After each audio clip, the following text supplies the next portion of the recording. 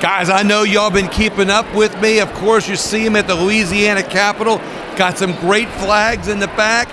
And I'm joined by somebody that I'm usually not at the Capitol with, Charles Marsala. Charles, how are you doing today? Bill, I'm doing great. Good to see you here. Good to see you. It was great that I ran into you here because you gave me an update on some legislation that you were following that was bounces off of something that you and I talked about a month ago. And Bill, I want to thank you. And really, you're the one that got it rolling. You came out to West End. And after you came out, we had other media that picked up your story, your lead story, and we got the water leaks repaired. We got all the debris removed. But that was basically by New Orleans Sewage and Water Board. The debris was Jefferson Parish. Right. They actually put pressure on the marina to remove the debris because it was marina debris. And then Jefferson Parish cleaned all the trees. This is amazing. Because of the interview that we did out there a while back, a positive interview, got some positive reaction to be able to get some good results for that area. It's a very great, methodical, step-by-step approach. I mean, that interview was months ago, but then we got Sewage and Water Board out in December, and then we got Stop that water leak. Stop the water leak. Over 500,000 gallons a day have been flowing since Hurricane Katrina. Unbelievable that's fixed. It dried up. The next step was Jefferson Parish came out. They picked up all, they told the marina that a lot of the debris was marina debris in Jefferson Parish on land owned by the state of Louisiana. And then they trimmed the trees because they're responsible for vegetation. But the next step, which is why I'm here, is that land, that 1.3 acres that's owned by the state of Louisiana, is the seawall, Breakwater Drive, and the sidewalk, which would allow you to safely walk from Breakwater Drive to the seawall to enjoy the pelicans. They got eagles in the trees, maybe make that a bike path, connect it out to the point. So the next step is to see if the state will put about $1 million in its budget to repair the balustrade, the road, and the sidewalk. So is that what you were here for today, is to see if you could get that put back in the budget or if it was in the budget? Absolutely. I tried to get it put in the budget today. So today I was at the Natural Resources Committee, and there's some debate. I was speaking on a bill about the carbon issues, Lake Maurepas and Pontchartrain.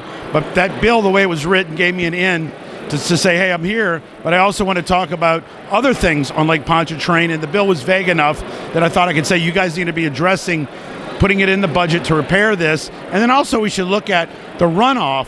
If they decide to develop it with bars, do we really want more runoff in the Lake Pontchartrain? You used to get a lot of clean water runoff. We saw a lot, Bill. 500,000 gallons a day. But here's what's interesting, though, Charles, that you talk about that you were going to try to get this put in the budget when it wasn't on the budget, but I, like some other representatives I've spoken to, I like to say that sometimes a conversation needs to be had. And what I mean by that is sometimes you don't have a shot at getting it done, or a legislation doesn't have a shot of happening, but because you have the conversation or you had the opportunity to talk about it, it gets brought up, and now it's on the radar of other representatives, it's on the radar of the budget committee, and now in the future it paves a way to be able to make some other things happen. Well, exactly. What we want to do then is our interviews that you've done, we use these, we'll be able to send this out to all 100 people in the legislature, the senators, the representatives, and say, look, it's about 150. I thought it was 105. I thought it was 105 representatives and 30 plus on the Senate side. All right, we'll do that.